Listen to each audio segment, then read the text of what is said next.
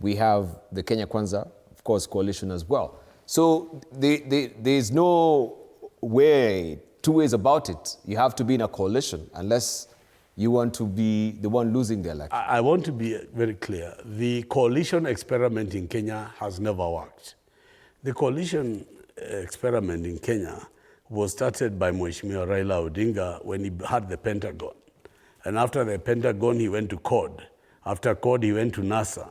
After NASA, he went to Azimio. Now he's in broad-based, and he still never won the presidency.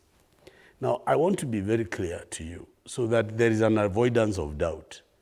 On behalf of the Kenya African National Union, as a member of KANU, and as a friend of Gideon Moi, I'm telling Kenya that Gideon Moi will be a presidential candidate in 2027.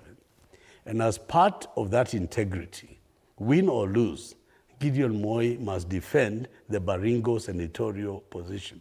Because in this by-election, Kenyans across the country in Bere North, in Malava, in Kariobangi North, where KANU is running a candidate, Gideon Moi must not be absent from that race on the basis that at Rift Valley, iko kona hii.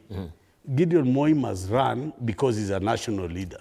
Gideon Moi must run to give confidence to those who think that this is a mountain we cannot climb. So therefore, yes, it is clear that we have chosen to be absent in these coalitions. It is true that KANU has not participated in rallies, in political meetings of the united opposition. It is important to say KANU has done so because KANU has a plan. As the oldest political party, I've been hearing with a lot of amusement, ODM saying how old they are at 20. KANU started forming from 1964, when Jomo Kenyatta was now being allowed by the Queen to become Prime Minister. But where is KANU? Because we've seen you've lost traction, you rebranded. We cannot feel the KANU that was vibrant, you know, under the leadership of Moi then. Of course, it was during the single-party regime as well. But it seems to have tapered off with time. Even the recent polls, you were nowhere amongst the, you know, some of the top parties that were listed on the TIFA survey poll. So it seems even with the rebranding, we cannot feel the gravitas, the chutzpah, so to speak, of KANU. So I want to... Is it a dying party that you're still... you know, they normally say that if the horse is dead, dismount. You know, this is very interesting to me because, you know, the Chinese have a saying that is not the size of the wave, but the motion of the ocean that moves the ship.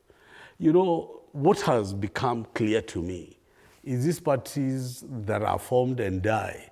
The other day I was told by a friend who's registered in a party that there is 179 political parties that are now gazetted in Kenya. 179, Debari, parties registered in Kenya. And I wanted to say to you that the people who are doing all this are trying to cut corners. And people are saying, Tony Gachoka, why did you enter KANU? You could have entered somewhere. We like you. You'd have just... And I say, I want to walk the tough path. I want to climb the highest mountain. I want to run the longest race because what has happened, the people who do shortcuts have betrayed you. The people who run short races and reach there, wakifika wameisha. Sakaja only joined the earthquake and became a nominee. Nobody even knew. Sakaja never even did a nomination. He just went Mudavadi, they said earthquake, Ruto said he's a guy. Kwisha. Polycarp Igathe, nobody knew where he came from. He sat with Uhuru Kenyatta's brother, Muho Kenyatta, somewhere in a golf course. They did some deal of, I don't know what the business deal. I know you have laws of libel, so I'll stop there. But they did some deal. And then it was Polycarp Igathe who stood to run. Now, Polycarp Igathe and Jonhnson Sakaja never came from the people. They came from political deals by fly-by-night parties. And that is why we need to go back to the roots and say that we need to develop parties which have got convictions and